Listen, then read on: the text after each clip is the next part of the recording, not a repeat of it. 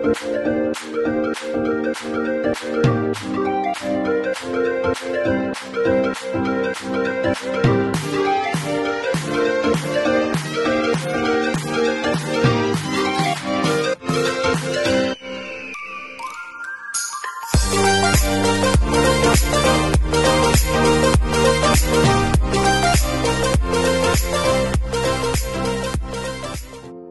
warahmatullahi wabarakatuh. Kami dari kelompok 4 akan membawakan materi tentang implementasi sistem informasi manajemen. Yang pertama, implementasi sistem informasi manajemen dalam bisnis.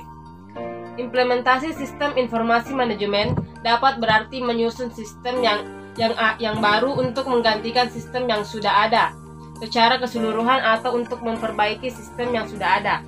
Sistem informasi manajemen sengaja dirancang untuk menjalankan beberapa fungsi yang akan mempermudah perusahaan menjalankan dan mengambil keputusan bisnis.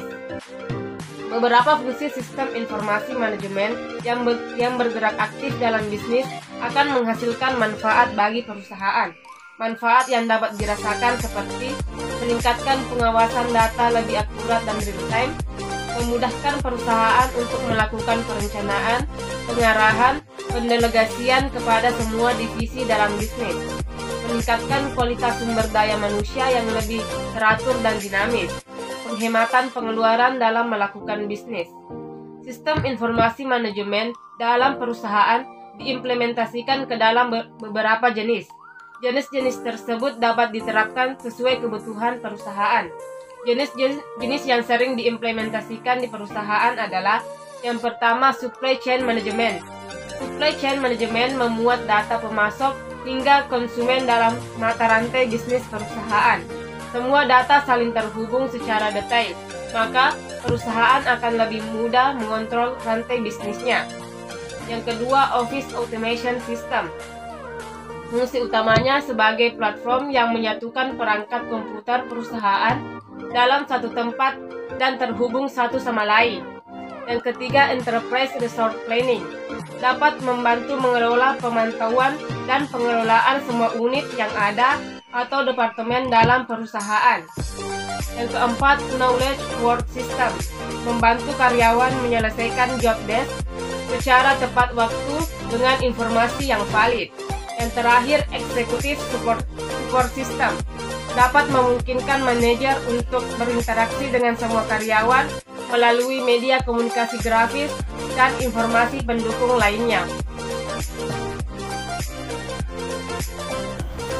Sistem informasi manajemen memiliki peranan yang sangat penting dalam dunia perkantoran. Selain itu, sistem informasi manajemen juga sangat berkaitan erat dengan era digitalisasi sekarang ini yang mengandalkan teknologi sebagai dasar penyelesaian masalah dan mendukung kinerja dalam kantor. Ada beberapa implementasi sistem informasi manajemen di dalam kantor. Yang pertama, sistem informasi manajemen menjadi salah satu sumber daya dalam kantor yang menunjang kegiatan operasional dan manajerial. Yang kedua, sistem informasi manajemen memberikan informasi yang akurat dan tepat waktu yang tersaji dalam bentuk yang sesuai. Dan yang ketiga, sistem informasi manajemen menunjang keunggulan kompetitif di dalam kantor. Selanjutnya, implementasi sistem informasi manajemen dalam organisasi.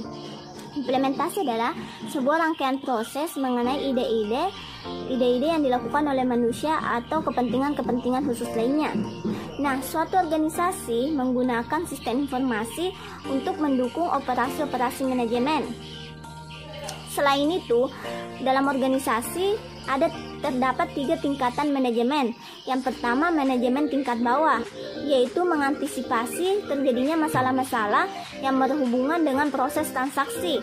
Yang kedua, manajemen tingkat menengah, yaitu menangani masalah-masalah yang timbul dengan menggunakan pengambilan keputusan. Yang ketiga, manajemen tingkat atas, yaitu menangani masalah-masalah dengan strategi yang meluas.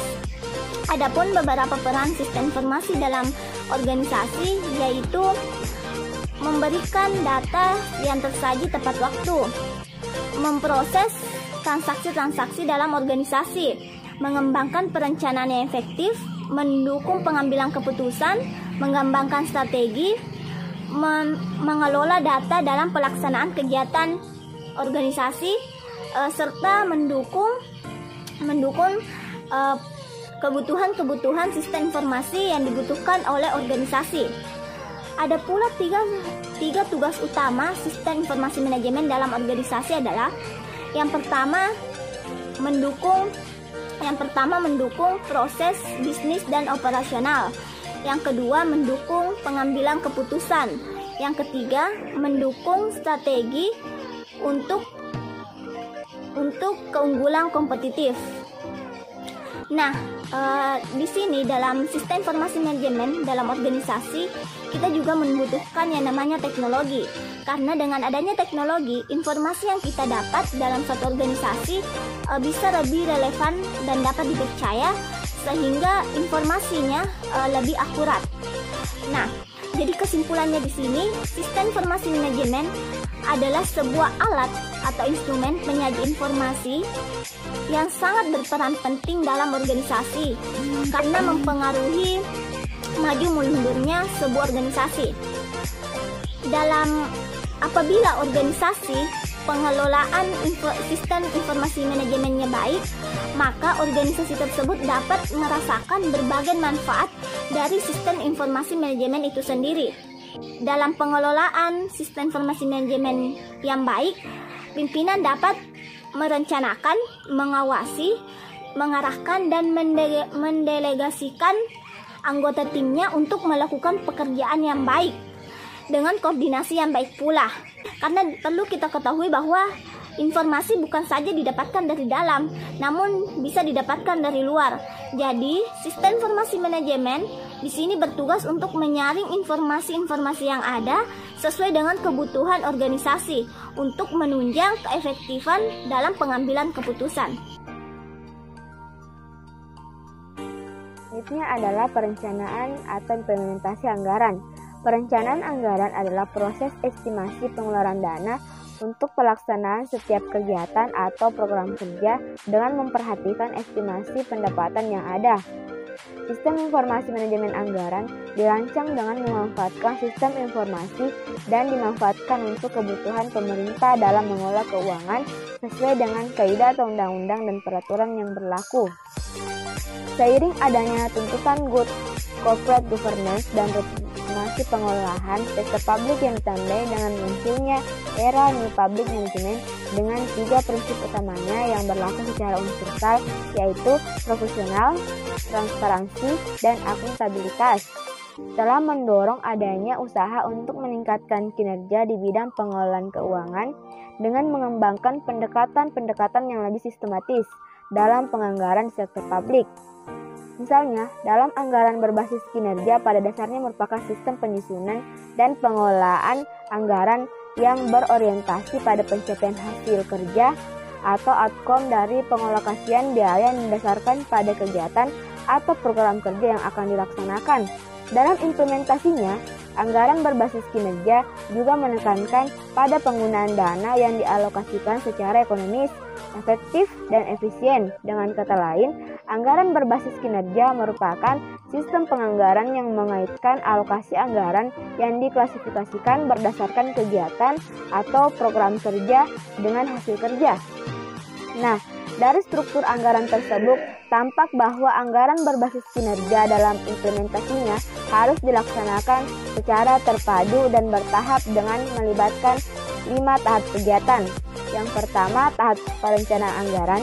Yang kedua, aplikasi anggaran. Yang ketiga, implementasi anggaran. Dan yang keempat, tahap pelaporan. Dan terakhir adalah evaluasi anggaran. Anggaran harus disesuaikan dengan visi dan misi rencana strategis dalam suatu kegiatan. Tahap implementasi. Implementasi bisa diartikan sebagai proses untuk memastikan terlaksananya suatu kebijakan dan tercapainya kebijakan tersebut. Bisa juga diartikan sebagai pelaksanaan atau penerapan. Implementasi sistem adalah suatu proses untuk mendapatkan informasi baru ke dalam operasi.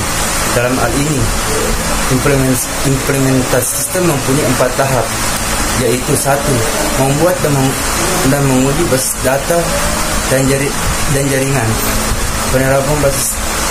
Penerapan sistem baru atau perbaikan sistem juga pada basis data dan jaringan yang telah ada. Jika penerapan sistem baru memerlukan basis data atau jaringan yang baru atau dimodifikasi, maka sistem baru ini biasanya harus diimplementasikan sebelum pemasangan program komputer. 2. Membuat dan menguji program merupakan tahap pertama untuk siklus pengembangan sistem yang spesifik bagi programmer. Tujuan untuk mengembangkan rencana yang lebih rinci dalam pengembangan dan pengujian program komputer yang terbaru. 3. Memasang dan menguji sistem baru. Tahap ini dilakukan untuk meyakinkan bahwa kebutuhan integrasi sistem baru terpenuhi. 4. Mengirim sistem baru ke dalam sistem operasi.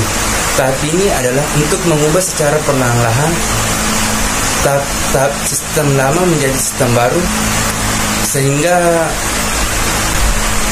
pemasangan basis data yang akan digunakan pada sistem baru.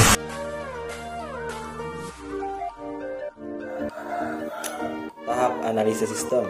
Analisis sistem atau sistem analisis adalah suatu teknik atau metode pemecahan masalah dengan cara menguraikan sistem ke dalam komponen-komponen bentuknya untuk mengetahui bagaimana komponen-komponen tersebut bekerja dan saling berinteraksi satu sama lain untuk mencapai tujuan sistem. Tahapan analisa sistem terdiri dari: pertama, identifikasi masalah. Identifikasi masalah merupakan langkah awal dari analisis sistem.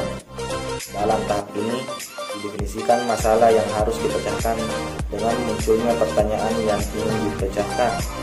Kedua, memahami kerja sistem yang ada.